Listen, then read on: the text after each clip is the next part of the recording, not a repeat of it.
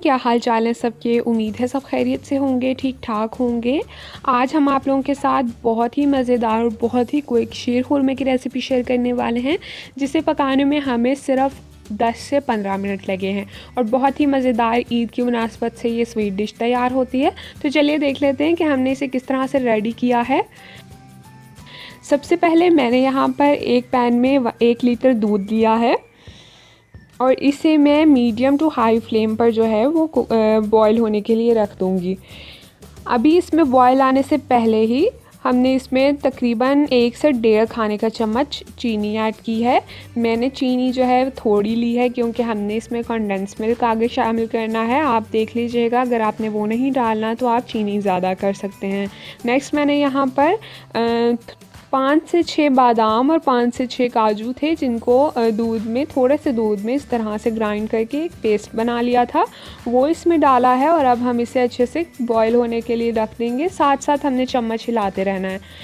दूसरी जगह दूसरे चूल्हे पे मैंने यहाँ पर एक पैन में 3 से 4 खाने के चम्मच जो है वो देसी घी के लिए हैं और उसमें मैं 2 से 3 हरी इलायचियाँ जो हैं वो इन्हें फ्राई कर लूँगी। थोड़ी सी देर फ्राई कर लेने के बाद यहाँ पर मैंने इसमें ड्राई फ्रूट्स ऐड किए हैं, जिनमें बादाम और पिस्ते हैं। इन्हें हमने इस तरह से बारीक बारीक कट कर लिया है और इसे भी हम थोड़ी सी देर के लिए फ्राई करेंगे। और नेक्स्ट मैंने यहाँ पर इसमें 5 से 6 छुहारे और थोड़ी सी किशमिश डाली है और इसे भी मैं इन ड्राई फ्रूट्स के साथ ही फ्राई कर लूँगी। बिल्कुल लो फ्लेम पर हमने इसे फ्राई किया है। और नेक्स्ट मैंने यहाँ पर 3 से 4 मिनट फ्राई कर लेने के बाद सारे ड्राई फ्रूट्स इसमें सवैयाँ डाल दी हैं।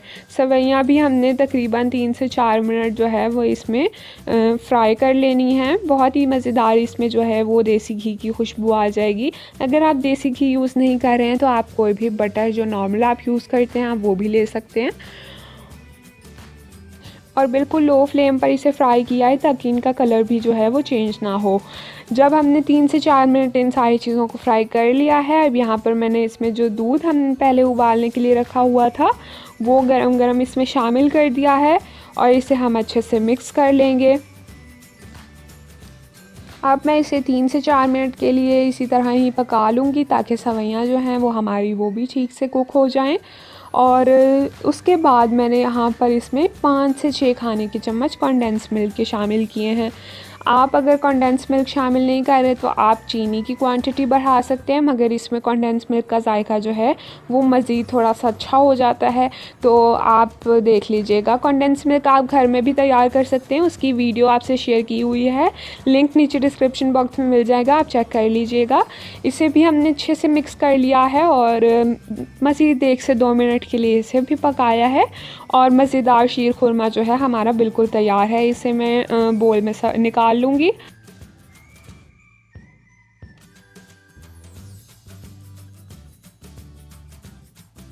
बादाम और पिस्ते के साथ इसे गार्निश किया है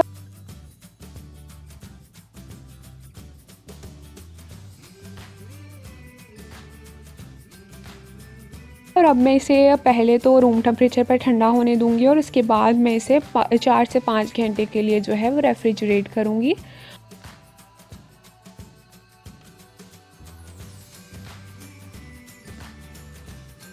और यहाँ पर आप देख लीजिए, हमारा तो शीर खुरमा मज़ेदार ठंडा ठंडा सर्व होने के लिए बिल्कुल रेडी है।